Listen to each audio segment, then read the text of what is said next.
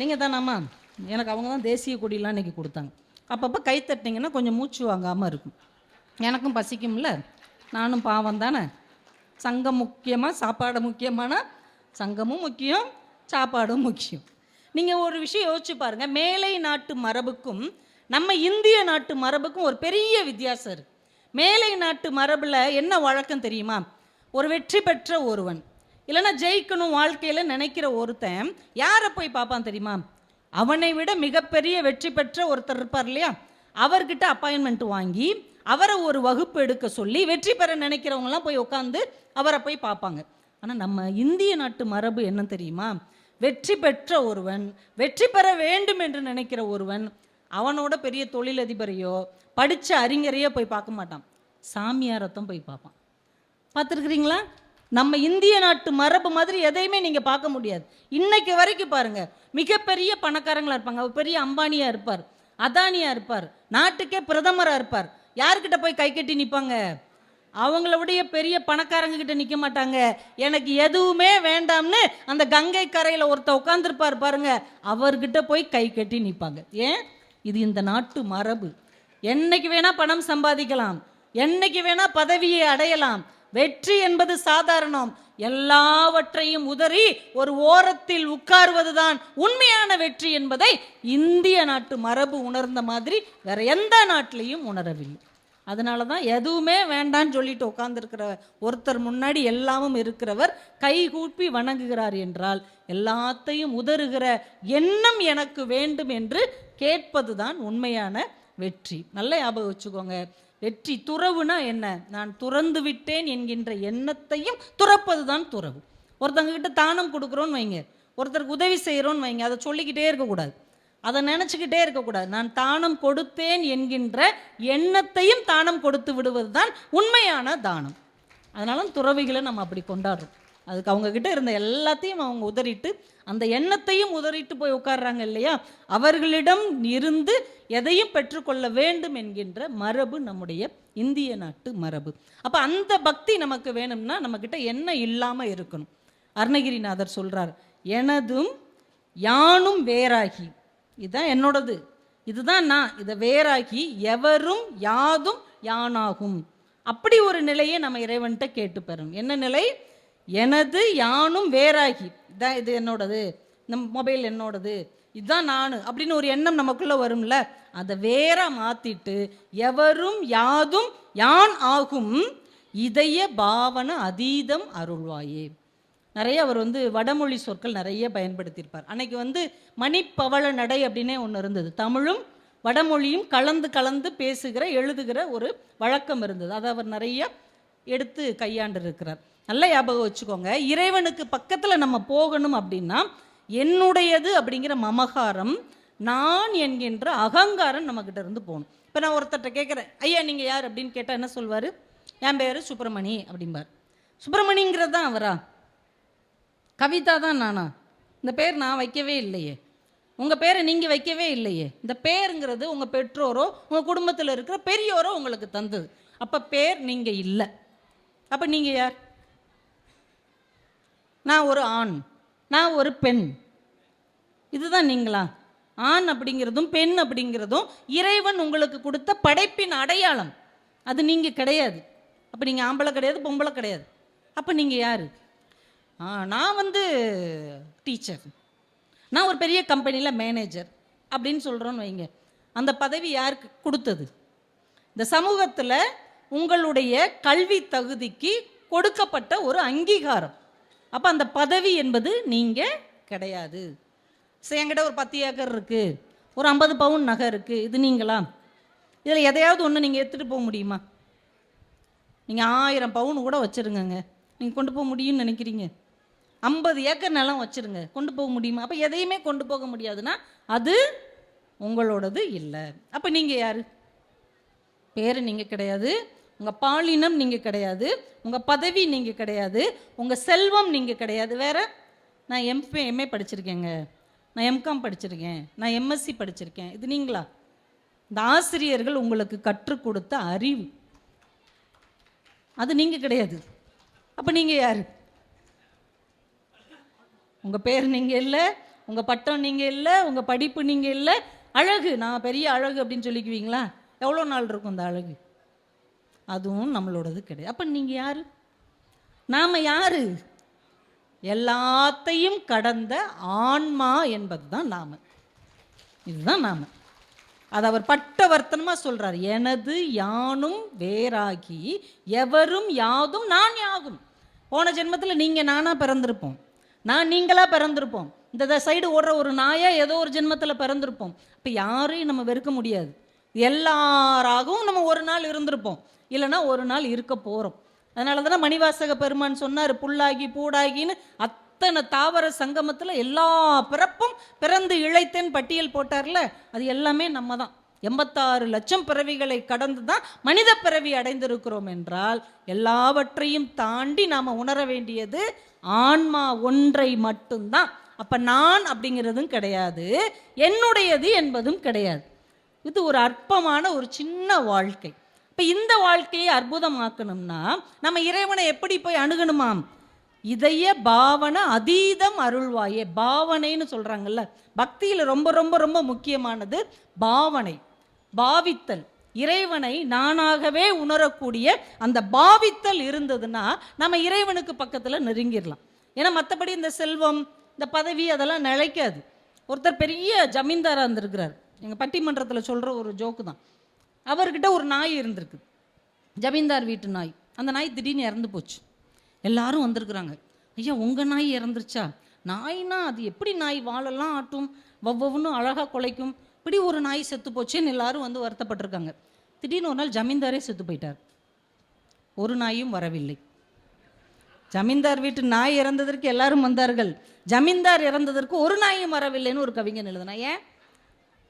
ஜமீன்தாரே இல்லைன்னு நமக்கு அந்த இடத்துல என்ன வேலை? தேவையே இல்லை. ஒரு தாசில்தார் தெரியாமல் தனமாக கிணத்துக்குள்ளே விழுந்துட்டார். உடனே பியூன்லேருந்து கிளர்க்லேருந்து எல்லாரும் ஒரு கயரில் வாளியை கட்டி ஐயா ஏறி உட்காருங்கன்னு பாதி கிணத்துக்கு மேலே இழுத்துக்கிட்டு இருக்காங்க. வெளியிலேருந்து ஒரு சத்தம், புது தாசில்தார் வந்திருக்கிறாரு, இவர் மாற்றல் ஆகிட்டார்னு அப்படியே போட்டு ஓட்டாங்க.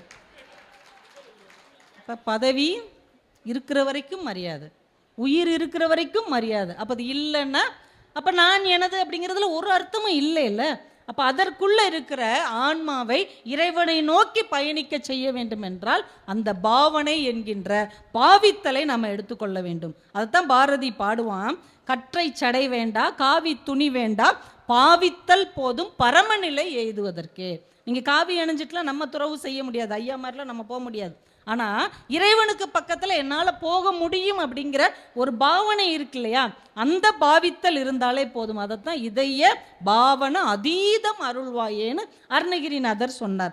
இங்கே ஒரு பிள்ளையார்பேட்டைக்கு நாங்கள் ஒரு நாள் சாமி கும்பிட போயிருந்தோம். அங்கே ஒரு தாத்தா ஒரு 6-7 வயசு தான் இருக்கும், ஒரு சின்ன பேரன், அவனை கூட்டு வந்திருந்தார். கொஞ்சம் வரிசையில் போய்கிட்டு இருந்தோம். நாங்கள் நிற்கிற இடத்துல எல்லாம் ஃபேன் போட்டிருந்தாங்க. கொஞ்சம் நேரம் காத்திருக்க வேண்டியிருந்தது. ஆனால் பிள்ளையார் இருக்கிற இடத்துல ஃபேன் இருக்குமா? இந்த பையன் அவர்கிட்ட கேட்குறான், தாத்தா நமக்கு ஃபேன் போட்டே இவ்வளோ வேர்க்குதே, பாவம் பிள்ளையார் ஃபேனே இல்லாமல் உட்காந்துருக்காரு, அவருக்கு வேர்க்காதா? தாத்தாவுக்கு வேர்த்துருச்சு. ஏன்னா அவர் இப்படி யோசிச்சு பார்த்ததே இல்லை. நம்ம சாமியை கும்பிடுன்னு தான் நினச்சிருக்கோமே ஒழிய நம்மளை மாதிரியே கடவுள் கஷ்டப்படுவார்னு யாராவது யோசிச்சிருக்கோமா? பேசாமல் இருப்பா அப்படின்னார். கொஞ்சம் நேரம் கழிச்சு, தாத்தா ரொம்ப நேரம் சம்மணம் போட்டே உட்காந்துருக்காரு, அவருக்கு கால் வலிக்காதா அப்படின்னா. இவருக்கு பதட்டம் ஆயிடுச்சு. கொஞ்ச நேரம் சும்மா இரேண்டா அப்படின்னார். தும்பிக்கை இப்படியே வச்சுக்கிட்டே இருக்காரு, அவருக்கு தும்பிக்கை கஷ்டமாக இருக்காத, இப்படியே கையை வச்சுக்கிட்டு இருந்தா. பேரனை கூட்டு வீட்டுக்கே போயிட்டார். ஏன்? அவர் கடவுளை கடவுளாக பார்த்தார். அந்த பேர குழந்தை என்னை போல் ஒருவன் என்று அந்த இறைவனை அவன் பாவித்தான். எனக்கு வலிச்சா என் கடவுளுக்கும் வலிக்கும் இல்லைங்க, எனக்கு வேர்த்துதான் சாமிக்கு வேர்க்கும்ல. அந்த குழந்தைகளின் பாவனை இருக்கிறது இல்லையா, அதனால தான் குழந்தைக்கு இறைவன் இறங்கி வருகிறான். குழந்தைகிட்ட இறைவன் பேசுகிறான்னு சொல்லுவாங்க தெரியுமா? குழந்தைக்கு அது பாட்டு சிரிக்கும் சில நேரம். என்னன்னா கடவுள் பேசிக்கிட்டு இருக்கிறார், ஏன் நம்மகிட்ட பேச மாட்டேங்கிறாரு? புரியாத குழந்தைகிட்ட பேசுகிறாரு, புரியல நம்மக்கிட்ட பேச மாட்டேங்கிறாரு. ஏன்? கடவுள் நேரில் வந்து நம்ம பயந்து போயிடுவோம். நல்லா யோசிச்சு பாருங்க. நைட்டு 12 மணிக்கு நீங்கள் போகிறீங்க, அந்த பக்கம் பேய் இருக்குன்னு சொன்னிச்சுன்னு வைங்க, நம்பிடுவீங்க. அந்த பக்கம் பேய் இருக்கு, அந்த பக்கம் போயிடுவோம். அந்த பக்கம் சாமி இருக்குன்னு சொல்லுங்க, லூஸ் மாதிரி வளராத அப்படிமோ. ஏன்? பேயை கூட நம்புவோம், கடவுள் நேரில் வருவார்னு நமக்கு நம்பிக்கை இல்லையே, நம்முடைய நம்பிக்கை பொய்யான நம்பிக்கை, இதய பாவனை அதீதம் இல்லாத ஒரு நம்பிக்கை. அதைத்தான் முருகப்பெருமானிடம் நாம் கேட்டு வாங்கி பெற்றுக்கொள்ள வேண்டும் என்று அருணகிரிநாதர் சொல்லுகிறார். என்றால் அம்பிகையை பற்றி லலிதா திரிசதின்னு ஒரு 300 நாமங்கள் இருக்கிறது. அதில் ஒரு முக்கியமான நாமம் பாவன மாத்ரா சந்துஷ்டாயே நமக. நம்ம பாவனையில் அவளை நேசிச்சோம்னா அதில் சந்தோஷப்படுவாளாம். அதனால தான் இறைவனுக்கு நைவேத்தியம் வைக்கும் போதும் வழிபாடு செய்யும் போதும் இதை இறைவனே சாப்பிட்றான், இதை இறைவனே பார்க்கிறான் என்கின்ற உள்ளார்ந்த நம்பிக்கையோட வழிபாடு செய்யணும். அந்த இதய பாவனை அப்படிங்கிற ஒரு பாவித்தல் குணத்தை நமக்குள்ளே வளர்த்து கொள்ள வேண்டும். அதற்கு தேவை என்ன அப்படின்னா பணிவு வேணும். நான் அப்படின்னு ஒன்றும் கிடையாது, என்னுடையது அப்படின்னு எதுவும் கிடையாது என்கின்ற பணிவு நமக்குள்ளே வந்து விட்டால் நாம் இறைவனுக்கு பக்கத்தில் ரொம்ப எளிதாக போய்விடலாம். அதனால தான் 10,000 பாட்டு அவர் எழுதியிருக்கிறாருங்க. 10,000க்கு மேலே எழுதியிருக்கிறார். நமக்கு கிடைச்சது 1000 சொச்சம் பாட்டு தான். அவ்வளோ பாடல்கள் எழுதின அருணகிரிநாதர் சொல்கிறாரு, பக்தர்கள் அற்புதம் என ஓதும் சித்திர கவித்துவ சத்தம் மிகுத்த திருப்புகழை சிறிது அடியேனும் செப்பு என வைத்து உலகிற் பரவ தெரிசித்த அனுக்கிரகம் மறவேனே. சிறிது திருப்புகழையம். இந்த திருப்புகழ் ஒரு பாட்டை கூட நம்மளால் படிக்க முடியல.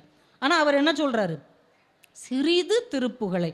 எவ்வளோ பாடல் எழுதினவர், நான் ஒரு சிறிது தான் எழுதினேன், அதை நீ எழுத வச்ச அந்த அனுக்கிரகத்தை மறக்க மாட்டேன் என்று சொல்லுகிறார். என்றால் அருணகிரிநாதரிடம் நாம் கற்றுக்கொள்ள வேண்டியது, நான் இவ்வளோ செஞ்சேன் அவ்வளோ செஞ்சேங்கிற அந்த மபந்தை இல்லாமல், நீ இவ்வளோதான் நான் செஞ்சிருக்கிறேன், அது கூட நீ தான் செய்ய வச்ச அப்படிங்கிற ஒரு மனப்பாங்கை இறைவனிடத்திலிருந்து நம்ம வாங்கி கொள்ளணும். இன்னைக்கு நிறைய மனிதர்கள் தன்னை பற்றியே பேசுவாங்க, பார்த்துருக்குறீங்களா? தன்னை பற்றியே 3/4 மணி நேரம் பேசுவாங்க. நான்லாம் பார்த்தீங்கன்னாங்க அப்படின்னு ஆரம்பித்து 3/4 மணி நேரம் பேசுவாங்க. அப்புறம் சொல்லுவாங்க, என்னை பற்றியே ரொம்ப நேரம் பேசிட்டோம்ல, நீங்கள் ஒரு 1/4 மணி நேரம் என்னையை பற்றி பேசுங்க அப்படிம்பார். அட பாவி, எங்கேருந்து நீ கிளம்பி வர்ற? இப்படி நிறைய மனிதர்கள் இருக்காங்கங்க. அவங்கள பற்றியே பேசுவாங்க.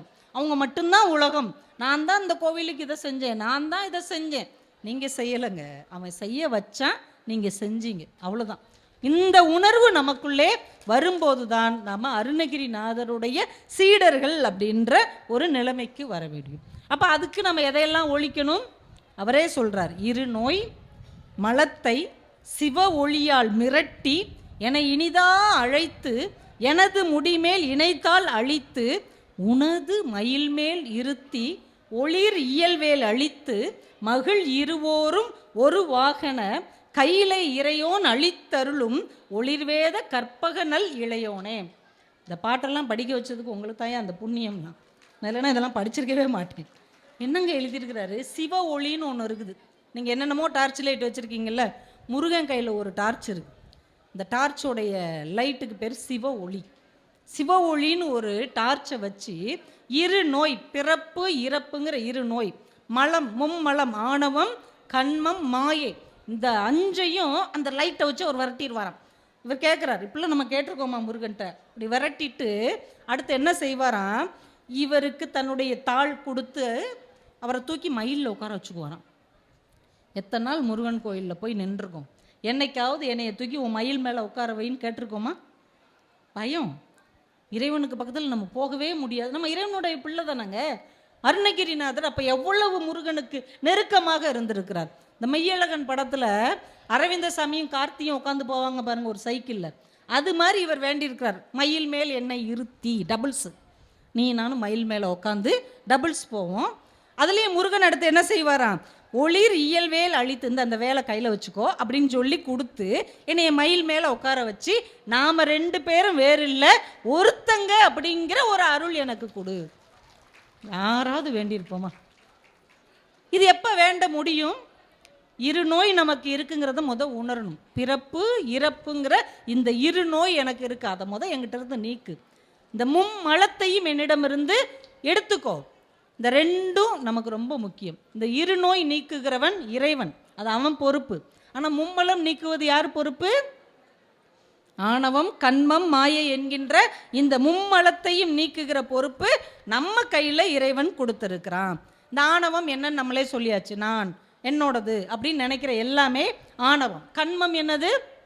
முன் செய்த வினை, முன்னாடி இருக்கிற எல்லா ஜென்மங்கள்லேயும் நாம் செய்த வினை. இப்போ நம்ம மனம் மொழி மெய்களால் நாம் செய்து கொண்டு இருக்கிற வினை நம்ம முன்னோர்கள் செஞ்ச வினை. இது எல்லாமே கண்மத்தில் வரும்னு பெரியவங்க சொல்கிறாங்க. முன்னோர்கள் செஞ்சதெல்லாம் நமக்கு எதுக்கு வினை? தாத்தா சொத்து நம்மளுக்கு தானே, அடுத்தவங்க எடுத்துக்கிட்டா விடுவோமா? தாத்தா சொத்து நமக்கு தான். தாத்தாவுக்கு சக்கரை நோய் இருந்தால் நமக்கு தான். சுகர் வந்தோடனே டாக்டர் கேட்காருல, உங்கள் ஹெரிட்டேஜில் இதெல்லாம் இருக்கா அப்படின்னு கேட்குறாரு. ஏன்? காலகாலமாக வரும். அப்போ அவங்க செஞ்ச வினையும் யாருக்கு வரும்? தாத்தா சேர்த்த சொத்து நமக்கு தான், தாத்தா சேர்த்து வச்ச நகை நமக்கு தான், தாத்தா செஞ்ச வினையும் நமக்கு தான். அப்போ முன்னோர் செய்த வினை, முன் பிறவிகளில் நாம் செஞ்ச வினை, இப்போ பிறந்து எம்பிட்டு வேணால் சேர்த்து வச்சுருக்கோம். இவ்வளவும் நம்மளை போட்டு அழுத்திட்டு இருக்குல்ல, இதுதான் கண்மம். இது எப்படி நீக்கிறது? நான் பூசணிக்காய் கதை ஒன்று சொல்லி அது கொஞ்சம் வைரல் ஆச்சு. நீங்கள் கொஞ்சம் சோறுகிற மாதிரி இருக்கிறதுனால இந்த கதையை நான் சொல்கிறேன். இடையில இப்படிலாம் விட்டால் தான் நம்மளும் கொஞ்சம் உற்சாகமாக இருப்போம். இந்த முழு சோத்தில் பூசணிக்காவை புதைச்ச மாதிரி அப்படின்னு ஒரு பழமொழி கேள்விப்பட்டிருக்கோம். இதுக்கு அர்த்தம் நம்ம என்ன நினச்சிக்கிட்டு இருக்கோம்? ஒரு பெரிய தப்பு செஞ்சு அதை மறைச்சிட்றாங்க. சோத்தில் முழு பூசணிக்காவை மறைச்சதுன்னா பெரிய தப்பு செஞ்சு யாருக்கும் தெரியாமல் அதை மறைச்சதுன்னு தானே நம்ம நினைக்கிறோம். உண்மை அது கிடையாதான். நான் ஒரு புத்தகத்தில் படித்தேன். ஒரு பெரிய பணக்காரர் இருந்திருக்கிறார். ஒரு 4 தலைமுறைக்கு முன்னாடி பெரிய பணக்காரர். அவருடைய வீடு அப்படியே பெருசாக இருக்குது, அரண்மனை மாதிரி. பக்கத்தில் ஒரு விவசாயியுடைய குடிசை இருக்குது. அந்த விவசாயி என்ன பண்ணியிருக்கிறாரு, ஒரு பூசணி கொடி அவர் கூரை மேலே படர விட்டுருக்கிறார். பெரிய பூசணிக்காவை அது விளைஞ்சிருச்சு. இந்த பணக்காரருக்கு பூசணிக்காய் சாம்பார்னா ரொம்ப பிடிக்கும். பசி நேரம் பூசணிக்காய் சாம்பார்னோடனே ஆசை வருது. யாரும் எந்திரிச்சு போகக்கூடாது, முருகனையும் எந்திரிச்சு போக விடக்கூடாது. அவரை இங்கேயே உட்கார வச்சுருக்கோம். அந்த வெறுமனே கிடக்கிற சேரில் அவர் தான் உட்காந்துருக்கார். சரியா? பூசணிக்காய் விளைஞ்சிருக்கு. பணக்காரருக்கு பூசணிக்காய் சாம்பார்னா பிடிக்கும். என்ன செய்யலாம்? இவர் கொடுப்பா அப்படின்னு அந்த பூசணிக்காவை வாங்கலாம், இல்லை காசு கொடுத்து வாங்கி சமைக்கலாம். யாருக்கும் தெரியாமல் நைட்டு 12:30 மணிக்கு அந்த பூசணிக்காவை பறிச்சுட்டு வந்து சாம்பார் வச்சு சாப்பிட்டார். ஒன்று ஞாபகம் வச்சுக்கோங்க, யாருக்கும் தெரியாதுன்னு நினச்சி நம்ம ஒன்று செய்கிறோம்ல, அது ஊருக்கே தெரிஞ்சிடும்.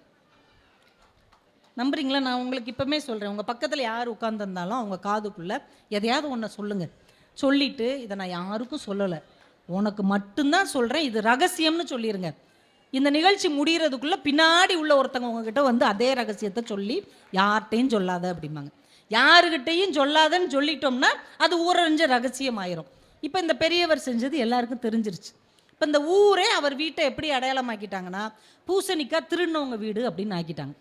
ஏங்க அந்த டீச்சர் வீடு எங்கே இருக்குது? இந்த டீச்சர் வீடு தானேங்க இந்த பூசணிக்காய் திருடினார் இல்லைங்க, அவர் வீட்டுக்கு பின்னாடி இருக்குது.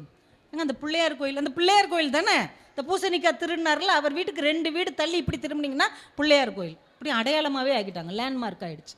அப்புறம் அவர் காலம் முடிஞ்சு 2, 3, 4 தலைமுறை ஆயிடுச்சு.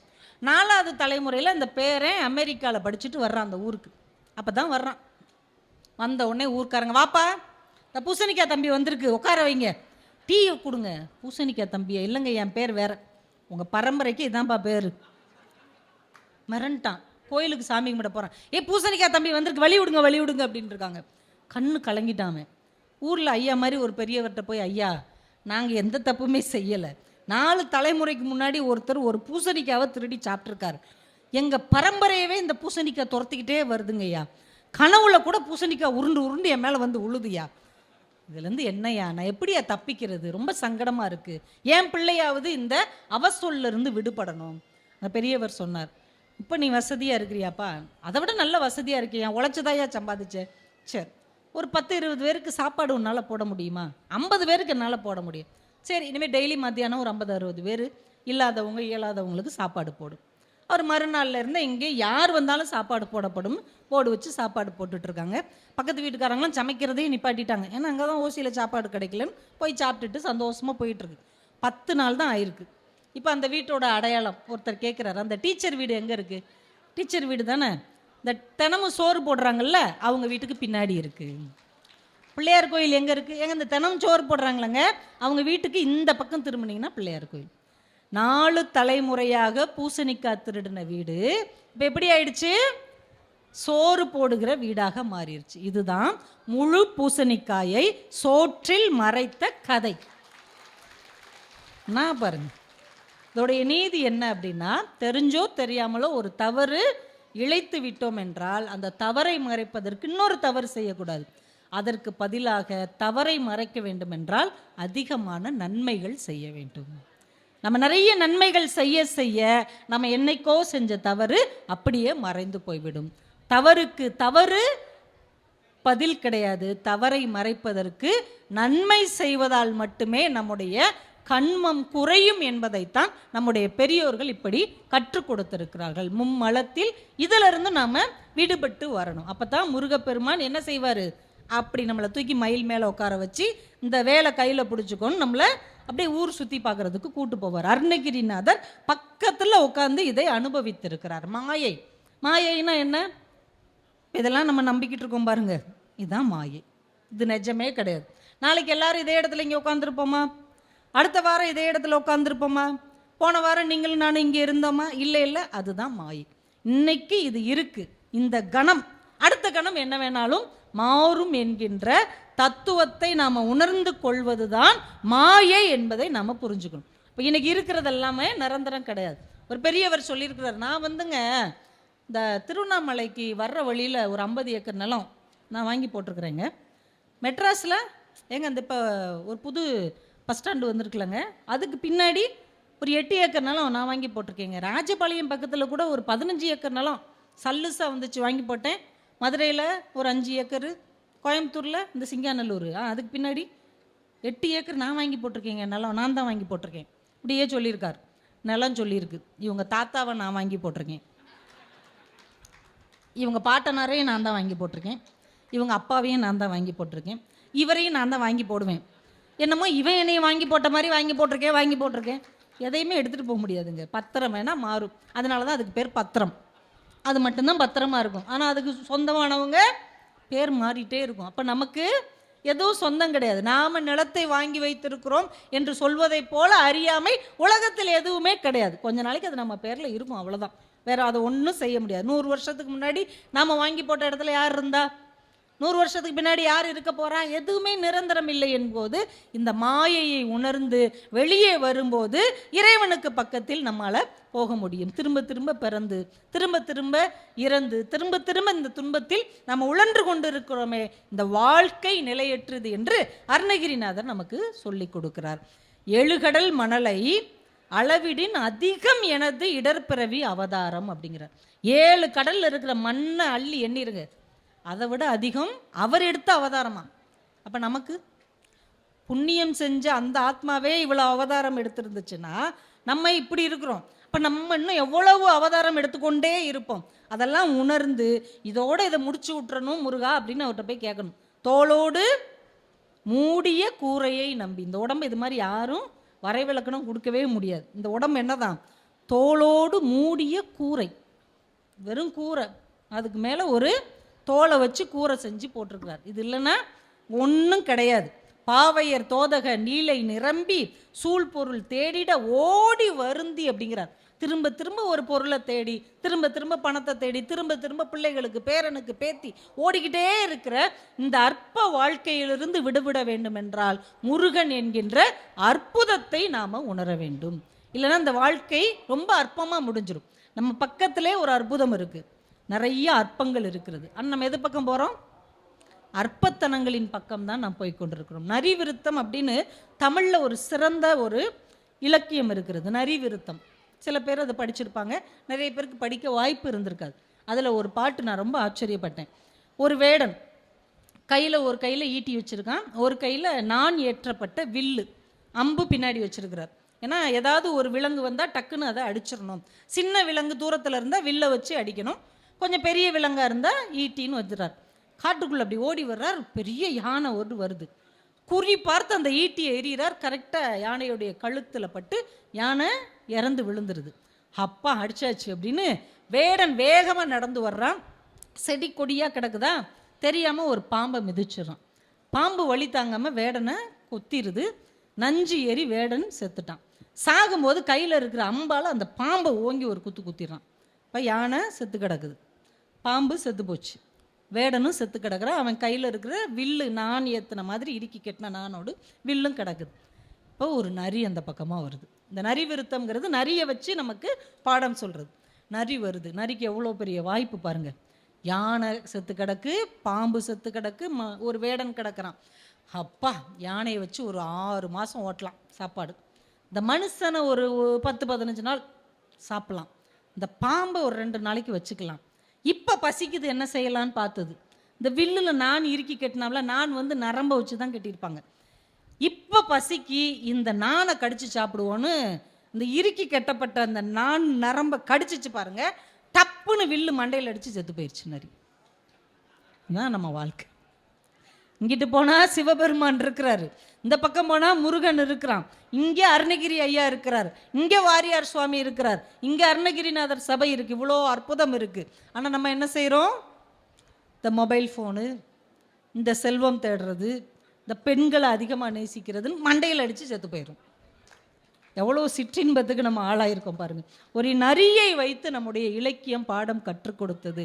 அற்புதமான பொருட்கள் உங்களை சுற்றி இருக்கும்போது அற்பமான பொருட்களுக்காக அலைந்து வாழ்க்கையை இழந்து விடாதீர்கள் என்பதைத்தான் 7 கடல் மணலை அளவிடினும் அதையும் தாண்டியது என்னுடைய இடர்பிறவி அவதாரம் என்று அருணகிரிநாதர் நமக்காக சொல்லிக் கொடுத்து விட்டு போயிருக்கிறார்.